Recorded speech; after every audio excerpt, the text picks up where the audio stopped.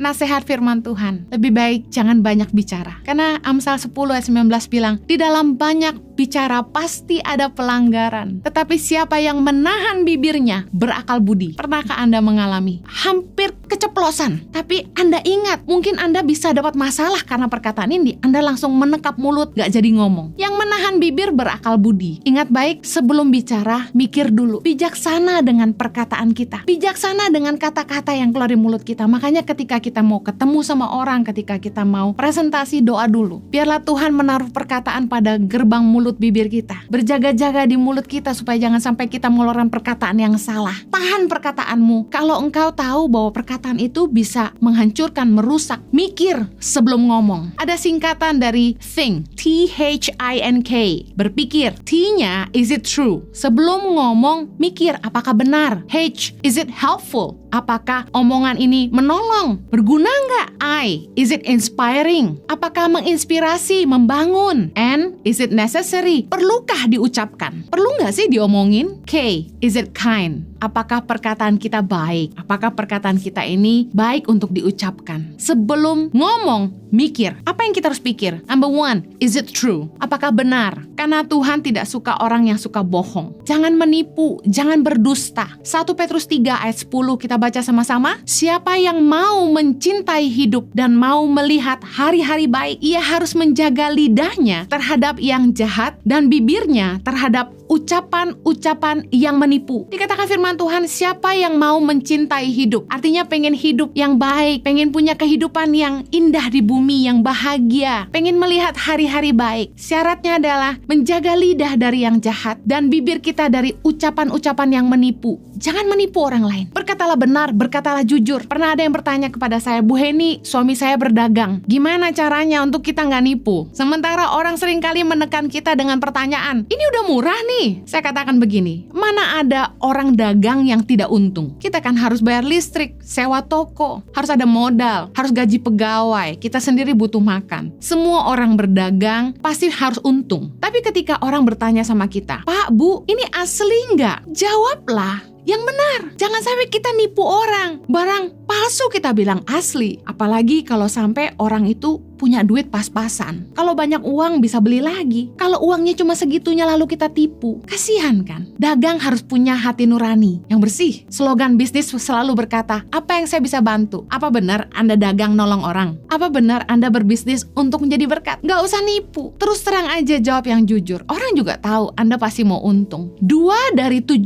hal-hal yang dibenci Tuhan adalah tentang lidah. Amsal 6 ayat 16-18 kita baca sama-sama. 6 perkara ini yang dibenci Tuhan, bahkan 7 perkara yang menjadi kekejian bagi hatinya. Mata sombong, lidah dusta, tangan yang menumpahkan darah orang yang tidak bersalah, hati yang membuat rencana-rencana yang jahat, kaki yang segera lari menuju kejahatan, seorang saksi dusta yang menyembur-nyemburkan kebohongan, dan yang menimbulkan pertengkaran saudara. Bayangkan, bahkan efek dari omongan itu masuk ke dalam poin ke-7 dalam 7 hal yang dibenci Tuhan. Jadi kekejian bagi hatinya, yaitu lidah dusta, seorang saksi dusta yang menyemburkan kebohongan. Yang ketiga, yang menimbulkan pertengkaran saudara. Hati-hati dengan omongan kita, jangan sampai kita berdusta, bohongin orang, dan yang lebih parah, kita bersaksi tentang orang lain, kita menyemburkan kebohongan, fitnah, berita hoaks, berita yang mengada-ngada. Kadang-kadang ajaib memang beberapa orang bisa bikin sesuatu yang tidak ada jadi ada. Tapi ini berita bohong. Dengar baik, Tuhan itu benci orang yang suka bohong. Dusta itu kebencian bagi Tuhan. Saksi dusta merupakan kebencian bagi Tuhan.